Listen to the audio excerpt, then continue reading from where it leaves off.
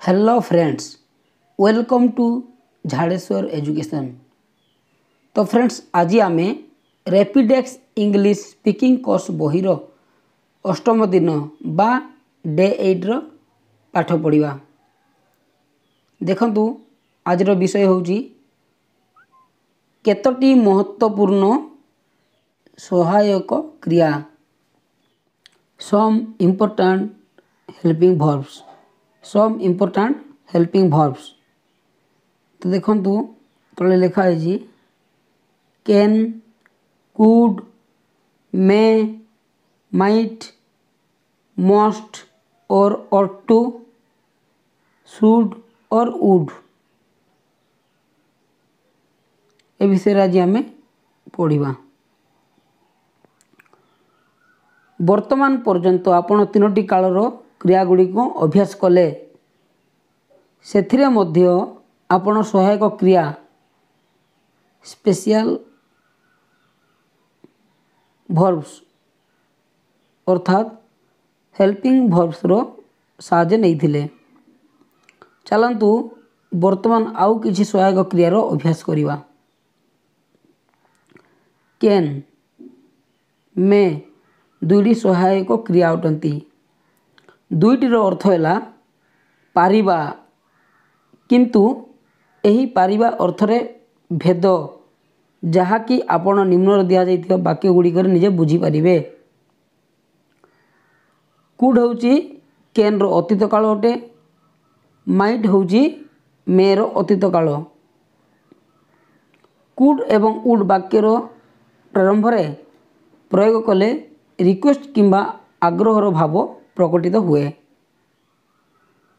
Would will रो अतीत काल और शुड शाल रो अतीत काल। तो आपण माने बुझी पारले कैन रो अतीत काल होची कुड, मे रो अतीत काल होची माइट।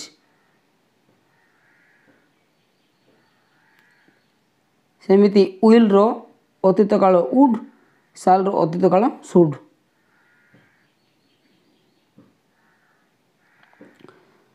तो देखिवा प्रथम आज आम कैन रो व्यवहार विषय रे जानिबा। कैन माने होची पारिबा। रजनी, तुमे सितार बजाई पारिबो कि? Rajani, can you play sitar? Can you play sitar? Shashi, हाँ मु बंशी मध्य बजाई पारिबी। Shashi, yes I can play the flute as well. Yes, I can play the flute as well.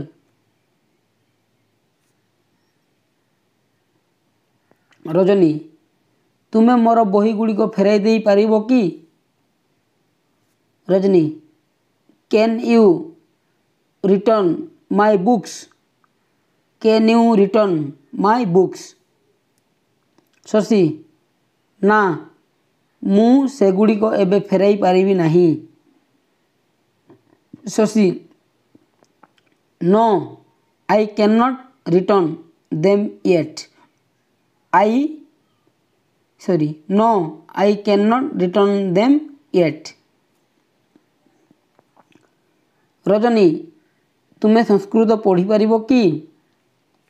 Rajni, can you read Sanskrit? Can you read Sanskrit? Shashi, हाँ मु पारिबी। Shashi, yes I can. Shashi कहूची हाँ मु पारिबी, इंग्राजी रे yes I can.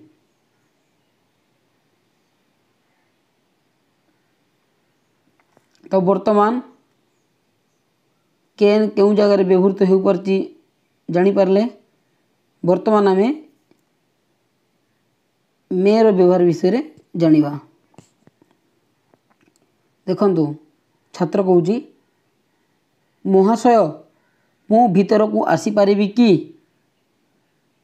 Student, may I come in sir? मे आई कम इन सार। अध्यापक कहले हाँ आस। Teacher yes you may, yes you may. छात्र कहूँ महाशय मु बाल सभार जोग दे पारिबी कि। स्टूडेंट मे आई अटेंड बाल सभा सार, मे आई अटेंड बाल सभा सार। अध्यापक हाँ बहुत खुशीर सह। Teacher yes with great pleasure किंबा ऑफ कोर्स।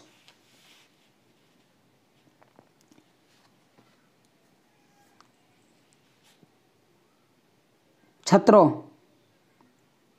महाशय मु सुरेश सांगरे जाई पारिबी कि। स्टूडेंट सार मे आई एकम्पानी सुरेश।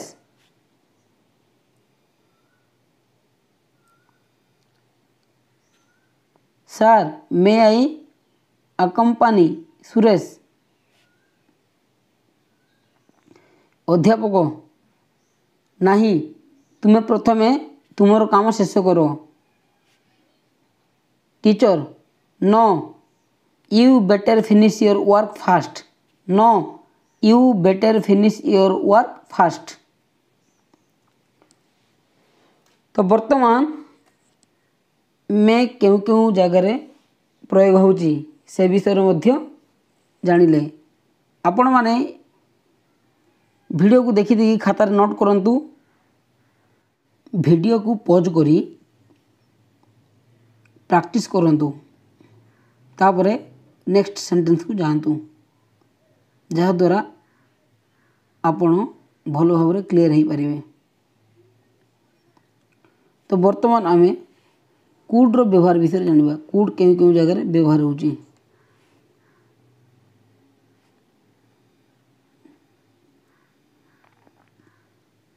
राजू तुमे एही काम एकाकी करि पारिबो कि। Could you do this work alone, could you do this work Elon.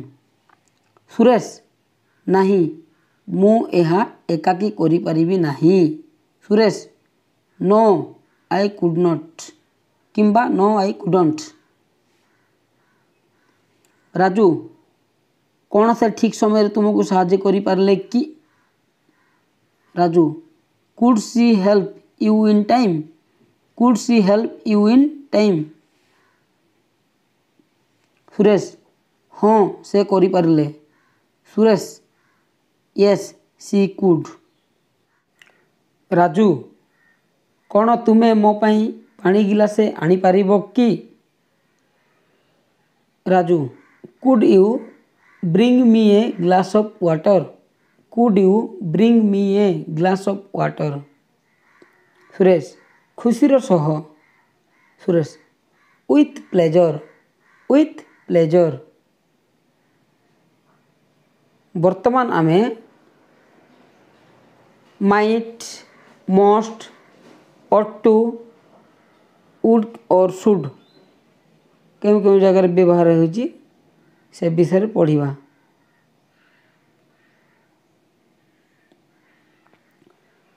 सहन बोध हुए ताकू साहाय्य करिथिबो। सहन might have helped him, सहन might have helped him। से बोध हुए एठाकू आसीथिबो। he might have come here, he might have come here। मते तार बाहाघर को अवश्य जीवाकू पड़िबो। I must attend his marriage, I must attend his marriage। मते 10टा सुधा घरे पहुँचवाकू पड़िबो। I must reach home by 10 o'clock, I must reach home by 10 o'clock। आमे छोट मानकू स्नेह करिबा उचित। We ought to love our youngers. We ought to love our youngers. ଏହି ଚିଠିକୁ post କରିଦେବ କି? Would you post this letter please? Would you post this letter please? ତୁମେ ଶ୍ରେଣୀକୁ ଅଧିକ ନିୟମିତ ଯିବା ଉଚିତ। You should attend the class more regularly. You should attend the class more regularly. ଦେଖନ୍ତୁ ଏହି ବିଷୟର ଶେଷରେ କେତେକ ମନେ ରଖିବା ଜିନିଷ ଦେଇଛି। ମନେ ରଖନ୍ତୁ, ରିମେମ୍ବର। ଲେଖା ହେଇଛି Can I walk? May I walk? Can you do this job? May I do this job? Can you sing a song? May I sing a song? ଏତିକି ୱାର୍ଡ଼ ଦେଇଛି।